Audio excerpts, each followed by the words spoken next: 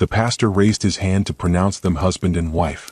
Every eye in the church was on the bride's white gown, glowing under the chandelier. The groom smiled. His mother dabbed her tears with a handkerchief. Then the window shattered. A massive eagle crashed through the glass, wings beating like thunder. People screamed. Chairs toppled backward. The bird circled once above the altar, then dove straight toward the bride. In its talons hung a bundle wrapped in blue cloth. The eagle released it. The bundle fell and landed at the bride's feet with a soft thud. Everyone froze. The cloth unfolded slightly and a tiny arm stretched out. It was a baby. A newborn baby, eyes barely open, skin still wrinkled and pink. The infant whimpered once, then began to cry. The bride stumbled backward, her bouquet falling to the floor. The groom stared at the child, his face drained of all color. The pastor's mouth hung open. No one moved. No one breathed. The eagle landed on the altar rail, its yellow eyes fixed on the bride. It screeched once, a sound like judgment itself, and did not leave. The baby's cry echoed through the silent hall. The groom dropped to his knees and stared at the child. His hands trembled as he reached toward it, then pulled back as if burned. "Whose baby is this?" someone whispered from the crowd. The bride's veil slipped off her head. Her lipstick was smudged. Her eyes darted from the child to the eagle to the door, searching for escape. The groom's mother stepped forward. She was a tall woman with silver hair and a face carved from years of discipline. She bent down and unwrapped the cloth fully. Pinned inside was a hospital bracelet. It was dated 3 weeks ago. She read the name aloud. Her voice cracked. "Baby boy. Mother's name, Amara." Amara was the bride. The groom stood slowly. His jaw clenched. His eyes, which had been full of love moments before, turned cold as stone. "Amara," he said quietly, "what is this?" She didn't answer. She couldn't. Her mouth opened, but no sound came. The baby continued to cry, and the eagle watched her like a hunter watches prey. The wedding was no longer a wedding. It was a trial. Phones came out. Flashes blinked from every corner. Guests stood on their chairs to see better. Whispers turned into murmurs, murmurs into loud questions. Is that her baby? She was pregnant? Whose child is it? The pastor backed away from the altar, his Bible clutched to his chest. He looked at the groom, then at the bride, then at the door. He had married 200 couples in his life, but never had he seen anything like this. The groom's father stood and pointed at the baby. "Someone explain this. Now." The bride shook her head, tears streaming down her face. I didn't.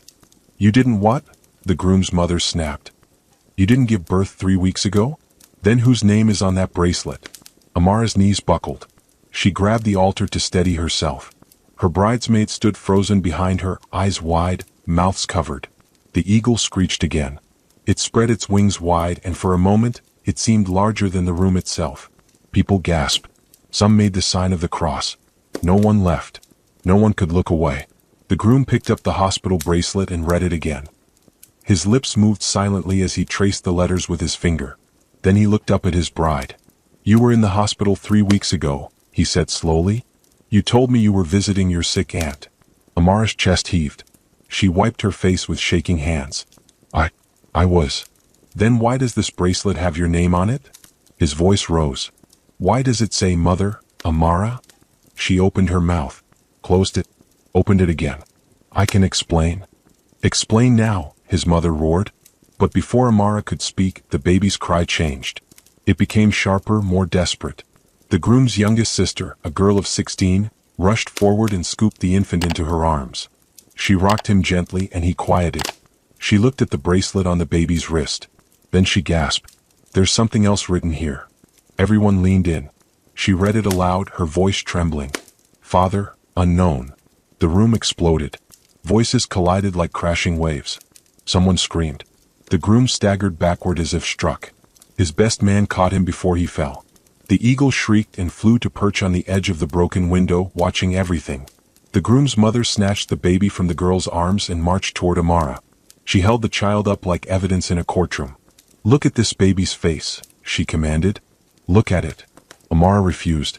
She turned her head away, sobbing into her hands. "I said look." Slowly, Amara lifted her eyes.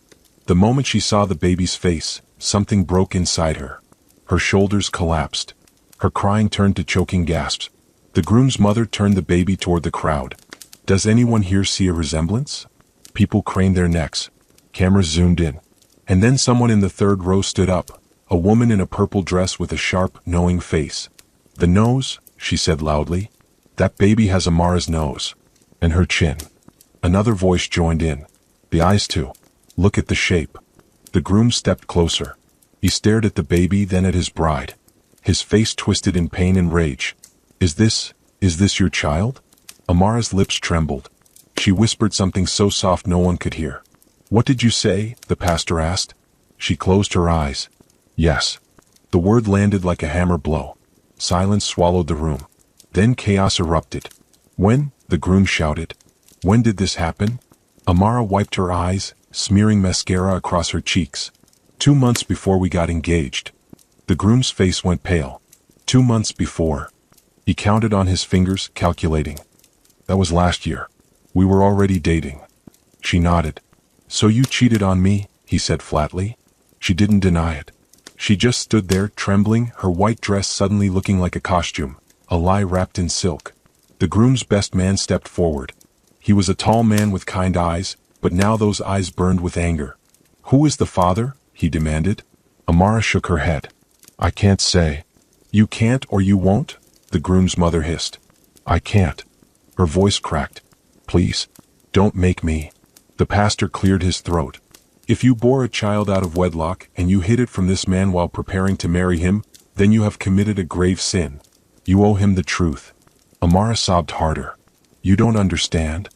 "Then make us understand," the groom roared. He grabbed her shoulders. "Who is the father of that baby?" Before she could answer, the church doors swung open. A man walked in. He was young, maybe 25, with a sharp jawline and dark eyes. He wore jeans and a t-shirt, completely out of place in the formal crowd. His hands were shoved in his pockets, and his face was hard as stone. Everyone turned to stare. "Who is that?" someone whispered. The groom's mother squinted. "I've seen him before." The man walked slowly down the aisle, his boots echoing on the tile floor. He stopped 10 feet from the altar and looked directly at Amara. "Tell them," he said. Amara's face went white. She shook her head violently. "No, please, don't." "Tell them," he repeated louder this time. The groom's father stood. "Young man, who are you?" The stranger didn't look at him. He kept his eyes locked on Amara. "I'm the father." The crowd gasped. Cameras flashed. The groom stumbled backward, his best man catching him again. The groom's mother's voice cut through the noise like a blade. You're the one who destroyed my son's life." The man finally looked at her. "No," he said coldly. "She did." And then he turned to the groom. "You should know something else. She didn't just cheat on you once. It happened 12 times. Over 6 months." The groom's knees gave out. He collapsed into a chair, his head in his hands. His shoulders shook, but no sound came out. His mother's face twisted in fury. She pointed at Amara. "You brought this man into my son's life while planning to marry him? You carried his child and said nothing?" Amara couldn't speak. She just stood there, tears pouring down her face. The stranger crossed his arms. "She told me she'd end it with you," he said to the groom. "She said she loved me. She promised we'd be together after the baby was born." The groom looked up, his eyes red. "Then why is she marrying me?" The man laughed bitterly. "Because you have money. I'm a mechanic. I fix cars." She wanted security, not love. The crowd erupted. Voices overlapped, some shouting, some gasping, some cursing. The bridesmaids backed away from Amara as if she carried a disease. The groom's youngest sister, still holding the baby, spoke up. "What about the child? Where has he been for 3 weeks?" The stranger's expression softened slightly. "With my mother. Amara dropped him off the day she left the hospital. She said she'd come back for him. She never did." The groom's mother turned on Amara with fire in her eyes. "You abandoned your own baby?" Amara finally found her voice. "I didn't abandon him. I just needed time." "Time for what?" the pastor interrupted. "Time to lie to another man?" The groom's father slammed his hand on the altar. "Enough of this. We need proof. Words mean nothing." He pointed at the stranger. "You claim to be the father. Prove it." The man reached into his pocket and pulled out his phone. He scrolled for a moment, then held it up. On the screen was a photo of him holding the baby in a hospital room. Amara stood beside him, smiling, her hospital gown visible. The timestamp read 3 weeks ago. The groom's father snatched the phone and examined it closely. His face hardened. He passed the phone to his wife, who looked, then passed it to the pastor. The pastor's expression turned grim. He handed the phone back. This is real. The groom's mother turned to Amara. Show us your stomach. Amara's eyes went wide. What? If you gave birth 3 weeks ago, your body will show it. Show us. No. Amara backed away. You can't make me. You will show us, or we will assume the worst, the groom's father said coldly. Amara looked around desperately. Her bridesmaids avoided her gaze. Her own parents sat in the front row, silent and ashamed. No one would help her. The groom's mother stepped forward. Now. Amara shook her head wildly, clutching her dress. I won't. You have no right. We have every right, the groom's mother shouted. You stood at this altar and prepared to lie to my son for the rest of his life. You will show us the truth, or you will leave this church in disgrace. I'm already in disgrace, Amara whispered. Then make it worse, someone from the crowd called out. Laughter rippled through the room, cruel, cold laughter. Amara's mother finally stood. She was a small woman with graying hair and tired eyes. She walked to her daughter and placed a hand on her shoulder. Show them, she said quietly. End this. Amara looked at her mother, tears streaming. Mama, please. You made your choice, her mother said. Now live with it. Amara's hands trembled as she slowly lifted the bottom of her dress. Her stomach was visible, soft, marked with faint stretch marks and a healing cesarean scar. The crowd gasped. The groom covered his face. His mother stared at the scar, then at Amara, her expression unreadable. The pastor spoke, his voice heavy. This is a woman who gave birth. Recently. The groom stood slowly, his face empty of all emotion. We're done. Before anyone could respond, the church doors opened again. This time an older woman entered. She carried a small bag and walked with purpose. The stranger turned and nodded at her. Ma. It was his mother. She approached the altar and set the bag down. From inside she pulled out a stack of papers. These are the birth certificate, hospital records, and DNA test results, she said loudly, her voice steady. My son is the father. This woman is the mother. Everything is documented. The groom's father took the papers and read through them. His jaw tightened with each page. Finally he looked up. This is official, legal, undeniable. The groom's mother snatched the papers and scanned them herself. Her hand shook. She looked at Amara with pure hatred. You signed your name on this birth certificate. You listed him as the father. And then you came here to marry my son? Amara had no answer. The stranger's mother pointed at her. She also signed away custody. She gave my son full rights to raise the child. She wanted nothing to do with the baby. The crowd roared. Insults flew. Someone threw a program at Amara. It hit her shoulder and fell to the floor. The groom's youngest sister, still holding the baby, looked at Amara with disgust. You're a monster. The groom's mother raised her hand and the crowd quieted. She turned to her son, her face softening. Say her name. Say it out loud. Let everyone hear. The groom looked at Amara. His voice was low, broken, but clear. Amara, you are a liar. You are a cheat. You are not the woman I thought I knew. Amara fell to her knees. I'm sorry. I'm so sorry. I was scared. Scared? His voice cracked. You weren't scared to sleep with him 12 times. You weren't scared to have his baby. You were only scared of losing my money. She reached for him. Please. I love you. Don't. He stepped back. Don't ever say that again. The pastor closed his Bible with a heavy thud. This union cannot proceed. It is built on lies and God does not bless lies. The groom's father pointed at Amara. You will leave this church. You will leave this city. You will never contact my family again. Amara's mother tried to help her daughter stand, but Amara pushed her away. She looked around the room, at the guests, the cameras, the eagle still perched by the window. Everyone was staring. Everyone was judging. She had no defense. No escape. Only shame. The groom pulled off his ring and threw it at her feet. We're done. Amara's legs gave out. She collapsed onto the floor, her white dress pooling around her like a broken cloud. Her sobs were loud, raw, uncontrollable. Her bridesmaids stepped back, distancing themselves. One of them removed her corsage and dropped it on the floor. Another walked away entirely, heels clicking sharply on the tile. The groom's mother leaned down. Get up, she said coldly. You don't deserve to cry here. But Amara couldn't move. She pressed her forehead to the floor, her body shaking. Makeup ran down her face in black streaks. Her veil, once perfect, now lay crumpled beside her. Someone in the crowd yelled, "Shameful woman!" Another voice joined in. "She should be thrown out." The groom's best man stepped forward and gently pulled the groom away. "Come on, brother. Don't watch this." But the groom didn't move.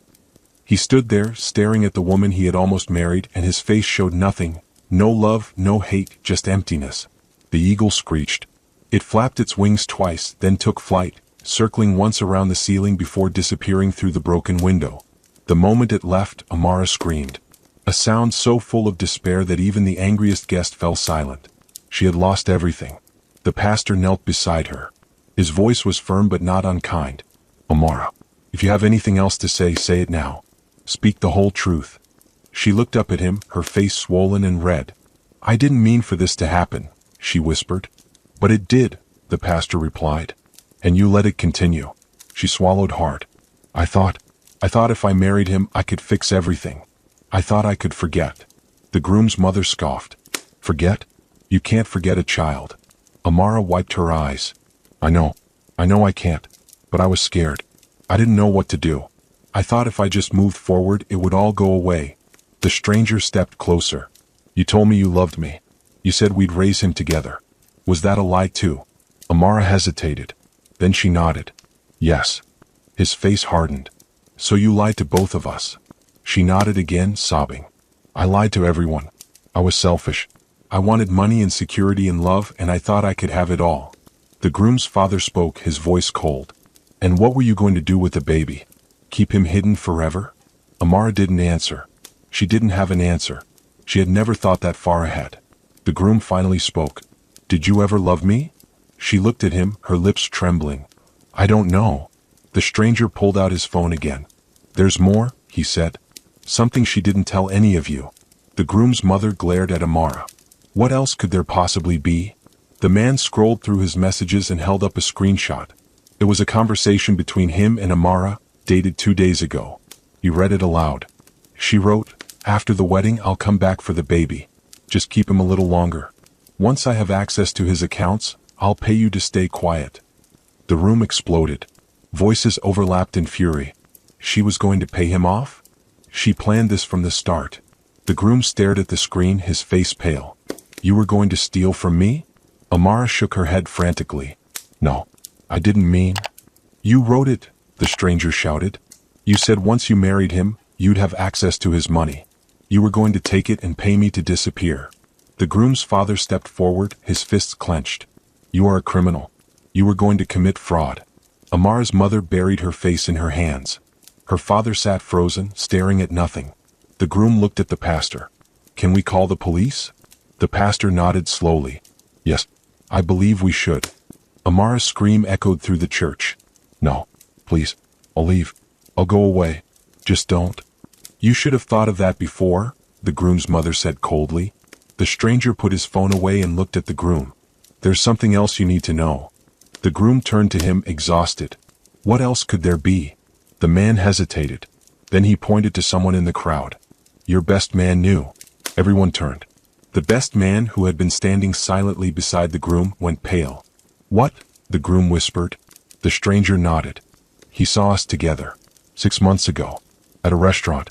He saw us holding hands. He saw her kiss me." The groom turned slowly to face his best man. "Is that true?" The best man stammered. I didn't know what to do." "Is true?" The best man lowered his eyes. "Yes." The groom's face twisted in pain. "You knew she was cheating on me and you said nothing?" "I thought it was a one-time thing. I thought it would end." "You thought?" The groom's voice cracked. "You were my brother. You were supposed to protect me." The best man reached out. "I'm sorry." The groom shoved him away. "Get out. Both of you. Get out of my sight." The best man stumbled backward, his face stricken. He looked around the room, but no one met his eyes. Slowly he turned and walked toward the exit. The stranger watched him go, then looked at Amara. "We're all guilty," he said quietly. "But you started it." The groom's mother grabbed Amara by the arm and pulled her to her feet. "Why?" she demanded. "Why did you do this? What did my son ever do to you?" Amara wiped her face. Her voice was hoarse. "He didn't do anything." "Then why?" Amara looked at the groom, then at the baby, then at the floor. Because I was tired of being poor. The room went silent. She continued, her voice flat. I grew up with nothing. I watched my parents struggle. I worked 3 jobs just to survive. Then I met him, she pointed at the stranger, and he was kind, but he had nothing. And then I met your son. And he had everything. The groom's father stepped forward. So you used him? Yes, she whispered. I used him. I chose money over love. I chose comfort over truth. And I thought I could live with it. The groom's mother released her arm and stepped back, disgusted. You are not a woman. You are a snake. Amara didn't argue. The stranger spoke, his voice bitter. She told me she loved me. She let me believe we had a future. And all along she was planning to marry someone else. The pastor shook his head. Greed destroys everything, even the soul. Amara looked at the baby in the young girl's arms. I never wanted him, she said quietly. I never wanted to be a mother. I just wanted to be rich. The crowd erupted. People stood, shouting, pointing, cursing. Someone called her a demon. Another called her a thief. A woman in the back yelled for the police. The groom's mother raised her voice above the chaos. This woman does not deserve mercy. She does not deserve forgiveness. She deserves to be cast out. The pastor nodded. I agree. Amara, you are no longer welcome in this church. You are no longer welcome in this community. Amara's parents finally stood. Her father, a thin man with gray hair, approached her slowly. His face was full of sorrow. We raised you better than this. Papa? No. He shook his head. You brought shame to our name. You lied to everyone who loved you. I don't know who you are anymore. Her mother joined him. She looked at Amara with tears in her eyes. We will not defend you. We cannot. Amara reached for them, but they stepped back. The groom's mother pointed to the door. Leave. Now. Amara looked around one last time. Every face was cold. Every eye was filled with judgment. She had no friends here.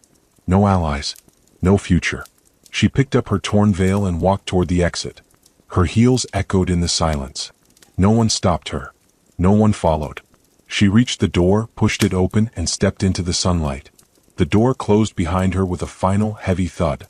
Inside, the groom sank into a chair. His hands covered his face. His shoulders shook. The stranger approached him slowly. I didn't want this, he said. I didn't want to ruin your wedding. But I couldn't let her lie to you. The groom looked up, his eyes red. You slept with my fiancée. 12 times. I know. You got her pregnant. I know. The groom stood, his fists clenched. And now you expect me to thank you? The stranger didn't flinch. No. I expect you to hate me. But at least now you know the truth. The groom's mother stepped between them. Enough. Both of you. This is not the time for revenge. She turned to the groom. Your life was almost destroyed. You almost married a woman who would have stolen from you, lied to you, and left you with nothing. That bird, whatever it was, saved you. The groom looked at the broken window. Where did it come from? No one had an answer. The eagle had appeared, delivered the truth, and vanished. Some said it was a sign from God. Others said it was fate. The pastor simply called it a miracle. The groom's father spoke. We need to decide what happens next. Do we call the police? The stranger's mother, still holding the documents, nodded. She committed fraud. She planned to steal. She should face consequences. The groom looked at the baby. What about him? The stranger's mother held the child close. He will come home with us. He is my grandson. I will raise him if my son cannot. The stranger nodded. I'll take care of him. I'll be the father she refused to let me be. The groom stared at the baby for a long moment. Then he turned to the pastor. Declare this wedding void. Declare it never happened. The pastor opened his Bible and spoke in a solemn voice. Before God and these witnesses, I declare this union null and void. No vows were made. No covenant was formed. This wedding is undone. The groom pulled the ring from his pocket, the one he had thrown at Amara's feet. He handed it to his mother. Melt it down. I don't want to see it again. His mother took the ring and closed her hand around it. It's over, my son. You are free. The groom looked around the church, at the overturned chairs, the broken window, the scattered flowers. I feel like I lost everything. You didn't, his father said. You lost a liar. That's not a loss. That's a blessing. The groom's youngest sister, still holding the baby, walked over to the stranger. He's beautiful, she said softly. He deserves better than her. The stranger took the baby from her arms and held him close. He'll have better. I promise. The groom watched them, then turned and walked toward the exit. His family followed. The guests began to leave, murmuring among themselves. 10 minutes later, 2 police officers entered the church. The pastor met them at the door and explained what had happened. They took notes, asked questions, and requested copies of the documents. The stranger's mother handed over the birth certificate, hospital records, and the screenshots of Amara's messages. The officers examined everything carefully. "Where is the woman now?" one of them asked. "She left," the groom's father said. "Maybe 10 minutes ago." The officer nodded. "We'll find her. Fraud is a serious crime. If she was planning to steal from you after marriage, that's grounds for prosecution." The groom hesitated. "Do I have to press charges?" The officer looked at him. "That's your choice. But if you don't, she'll do it to someone else." The groom thought for a long moment. Then he nodded. "Press charges." The officer wrote something down. "We'll issue a warrant. She won't get far." The stranger spoke up. "She also abandoned her child. That's illegal too, isn't it?" The officer nodded. "Yes. We'll add that to the report." The groom's mother crossed her arms. "Good. Let her face what she's done." The officers left to search for Amara. The church finally began to empty. Guests filed out quietly, whispering among themselves. Some looked back at the altar, shaking their heads. The broken window let in a cool breeze. Flower petals scattered across the floor. The wedding that should have been was now only ruins. 2 hours later, the police found Amara at a bus station. She was trying to buy a ticket to another city, her wedding dress still on, her veil stuffed in a trash can. They arrested her quietly. She didn't resist. She didn't cry. She just stared at the ground as they put handcuffs on her wrists. At the station, they charged her with fraud, attempted theft, and child abandonment. Her bail was set high, higher than she could afford. Her parents came to see her once. They stood on the other side of the glass, their faces full of pain. Her mother wept. Her father said nothing. After 5 minutes, they left and didn't return. The stranger visited her too. He didn't sit down. He just stood and looked at her through the glass. "Why did you do it?" he asked. She didn't answer. "I loved you," he said. "I would have given you everything I had. It wasn't much, but it was real." She finally looked at him. "I wanted more than real. I wanted easy." He shook his head. "Easy doesn't exist. You'll learn that now." He turned and walked away. She watched him go, and for the first time she felt the weight of what she had lost. Not money, not status, but something she could never get back. She was alone. The news spread fast. Within a day, everyone in the city knew the story. The bride who betrayed her groom. The eagle that exposed her lies. The baby abandoned for wealth. People talked about it in markets, in churches, in schools. Some said Amara deserved worse. Others pitied her. Most just shook their heads and thanked God it wasn't them. The groom's family received messages of support. Strangers sent flowers, letters, prayers. His mother posted a statement online. "We are healing. We are grateful for the truth. We will move forward." The groom himself stayed silent. He deleted his social media. He stopped answering calls. He spent his days at home, staring out the window, trying to understand how he had been so blind. His youngest sister visited him often. She sat beside him without speaking, just being present. One day she asked, "Do you still love her?" He thought for a long time. Then he shook his head. "I don't think I ever loved her. I love the idea of her. The version of her I made up in my head." His sister nodded. "That's not your fault. But it feels like it is." The stranger meanwhile kept the baby. He named him after his late father and vowed to raise him with love. His mother helped. Together they created a home full of warmth and truth. The baby would grow up knowing his story. He would know his mother's choices. And he would choose differently. Let me tell you something, child. I'm old now. I have seen many weddings. I have seen love bloom and wither. But I have never seen a day like that one. Some say the eagle was sent by God. Others say it was fate. I say it doesn't matter. What matters is this: the truth always comes. You can bury it. You can run from it. You can dress it in white and walk it down an aisle. But one day somehow it will rise. And when it does, it will destroy everything built on lies. Amara wanted wealth without work. Love without honesty. A future without a past. But life does not allow this. Life demands payment. And she paid with everything. I tell this story to the young ones now. I tell them, choose your path carefully. Greed will eat you from the inside. Lies will rot your foundation. And when the eagle comes, and it will come, you will have nowhere to hide. The groom learned this. The stranger learned this. Even the baby one day will learn this. But Amara? She learned too late. They say she is still in prison awaiting trial. Her parents do not visit. Her friends do not write. She sits in a cell alone with nothing but her choices. And the eagle? It was never seen again. Amara was sentenced to 3 years in prison. The court showed no mercy. The judge called her actions calculated, cruel, and heartless. She was also ordered to pay restitution to the groom's family and banned from contacting the child until he turned 18. She did not appeal. She simply accepted it. The groom never married again. He threw himself into his work and his family. He learned to trust slowly, carefully, and only after time had proven someone's worth. His heart had been burned, and the scar would never fully fade. The stranger raised his son with fierce devotion. The boy grew strong and kind, surrounded by love. He never met his mother, and he never asked to. His father told him the truth when he was old enough to understand, and the boy nodded and said, "I'm glad you kept me." That baby is a young man now. He works as a teacher. He helps children learn to read and write.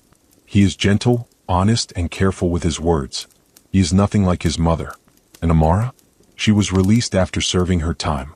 She left the city quietly, carrying only a small bag. No one knows where she went. No one cared to ask. Her name became a warning. Mothers told their daughters, "Don't be like Amara." Fathers told their sons, "Never trust someone who hides the truth." Pastors used her story in sermons about the cost of greed. The church repaired the broken window. But they left a small mark on the glass, a reminder of the day truth came crashing through.